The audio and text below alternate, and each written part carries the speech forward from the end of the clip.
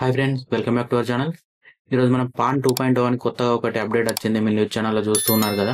అసలు ఈ పాన్ 2.0 అంటే ఏంది, ఆల్రెడీ పాన్ కార్డు ఉన్న వాళ్ళు దీనికి ఏం చేయాలి, లేకపోతే పాన్ కార్డు లేని వాళ్ళు ఏం చేయాలి, ఈ పాన్ 2.0 అనేది గవర్నమెంట్ అసలు ఎందుకు తీసుకొచ్చింది, దాని ద్వారా మనకు ఉపయోగం ఉందా ఏంటి, అసలు ఇది మనం అప్లై చేయాలని మళ్ళీ ఏమైనా డబ్బులు కట్టాలా, దీన్ని ఎవరు అప్లై చేయాలి, ఎలా అప్లై చేయాలి, మరి ఎక్కడ అప్లై చేయాలి, ఆల్రెడీ ఉన్న వాళ్ళు ఏం చేయాలి ఏంది, దీనికి సంబంధించిన సందేహాలు చాలా ఉన్నాయి కదా అండి.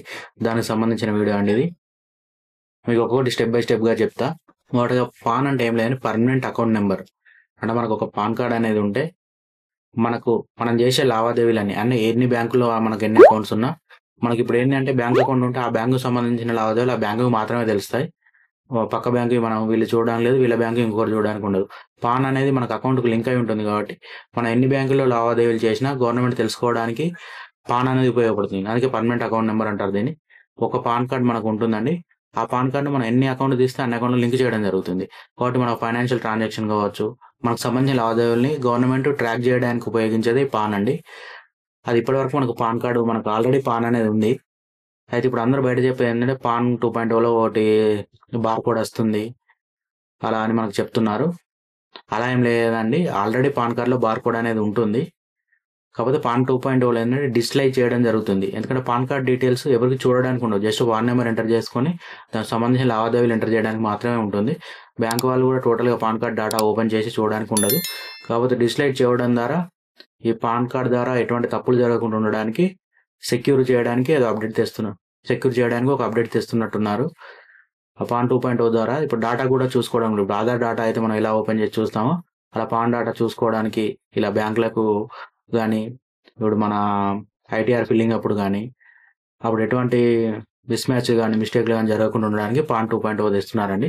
ఇప్పటిదాకా ఆధార్ పాన్ లింక్ ఉండే కదండి, ఈ మంత్ ఎండ్ వరకు అది క్లోజ్ అవుతుంది అనుకుంటా. ఆ తర్వాత ఈ పాన్ 2.0 స్టార్ట్ అవుతుందని అనుకుంటా. కూడా మనకు పాన్ కార్డ్ అనేది 1972లో లాంచ్ చేయడం జరిగిందండి. ఇప్పటివరకు 74 కోట్ల పాన్ కార్డులు ఉన్నాయండి. ఇప్పటివరకు ఇష్యూ అయిన పాన్ కార్డులు అన్ని 74 కోట్ల పైనే ఉన్నాయి. ఇంకా చాలా మంది పాన్ కార్డులు తీసుకోవాల్సి ఉంది.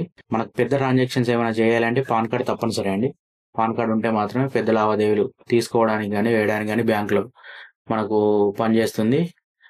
చిన్న చిన్న వాటికి పాన్ కార్డు లేకుండా నడుస్తుంది, కానీ పెద్ద ట్రాన్సాక్షన్ ఏం చేయాలంటే పాన్ కార్డు తప్పనిసరి అవుతుంది. క్యూఆర్ కోడ్ తెస్తారనేది క్యూఆర్ కోడ్ వస్తుంది, కాకపోతే ఆల్రెడీ పాన్ కార్డులో క్యూఆర్ కోడ్ ఉంది. కాకపోతే ఇప్పుడు డైనమిక్ క్యూఆర్ కోడ్ తెస్తారు అన్నట్టు తెలుస్తుంది. ఇంకా దానిపైన పూర్తి స్థాయి సమాచారం ఏం రాలేదు. దాన్ని ఎలా అప్లై చేయాలి ఏంది అనేది, ఉచితంగా చేస్తారా ఏంటిది అనేది, దానికోసం గవర్నమెంట్ మాత్రం 1435 కోట్లు మాత్రం కేటాయించడం జరిగింది. దాని నుంచి ఉచితంగానే అప్డేట్ చేస్తారు అనుకోవాలి. కాకపోతే దాన్ని ఎవరికి ఇస్తారు ఏంది, ఎలా అందరూ అప్డేట్ చేయవచ్చా, లేకపోతే సపరేట్గా మీ సేవలకు ఇస్తారా, లేకపోతే ఎట్లా పాన్ ఏజెన్సీస్ ఉన్న అందరు చేయొచ్చా అనేది ఇంకేం రాలేదు. ఎలా చేసుకోవాలి ఏంది అనేది ఫర్దర్గా ఫ్యూచర్ అప్డేట్స్లో చెప్పడం జరుగుతుంది. కాకపోతే పాన్ కార్డు ఉన్న వాళ్ళు కంగారు పడాల్సిన అవసరం లేదు, లేని వాళ్ళు కంగారు పడాల్సిన అవసరం, లేని వాళ్ళు పాన్ కార్డు అప్లై చేసుకోవచ్చు. ఉన్న వాళ్ళే దాన్ని అప్డేట్ ఇస్తే జస్ట్ అప్డేట్ చేసుకోవాల్సి ఉంటుంది. అది ఎలా ఏంది అనేది ఫ్యూచర్ ఫర్దర్ అప్డేట్స్ రావడం జరుగుతుంది. ఉచితంగానే ఉండవచ్చు మ్యాక్సిమం, ఎందుకంటే ఆల్రెడీ పాన్ కార్డు ఉన్న వాళ్ళు మళ్ళీ చేసుకోవాలంటే ఉచితంగానే చేయాల్సి ఉంటుంది. ఏదైనా ఉంటే నామమాత్రం ఫీజు ఉంటుంది కావచ్చు. ఫర్దర్ అప్డేట్స్లో దాని గురించి ఇంకేదైనా అప్డేట్ ఉంటే చెప్తా అండి.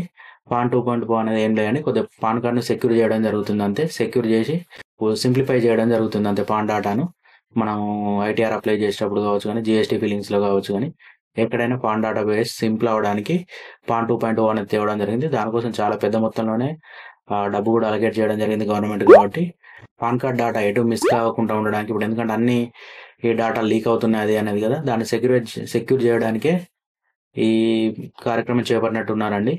ఇప్పటివరకు అయితే ఉన్న అప్డేట్ ఇదండి. ఇంకా ఫర్దర్గా ఏమైనా అప్డేట్ ఉంటే మళ్ళీ వీడియో రూపంలో మీకు తెలియజేయడం జరుగుతుంది. ఈ వీడియో కనుక మీకు యూజ్ అయింది అనుకుంటే ఈ వీడియోని లైక్ చేసి మీ ఫ్రెండ్స్ అండ్ ఫ్యామిలీ మెంబర్స్కి ఈ వీడియో యూజ్ అవుతుందంటే వారికి షేర్ చేయండి. మీరు మొదటిసారి కనుక ఈ ఛానల్లోకి వచ్చినట్టయితే ఛానల్ని సబ్స్క్రైబ్ చేసుకుని బెల్ ఐకాన్ ఆన్లో పెట్టుకోండి. ఫర్దర్గా ఎటువంటి అప్డేట్స్ ఉన్నా మేము మళ్ళీ వీడియో రూపంలో తెలియజేయడం జరుగుతుంది. Thank you.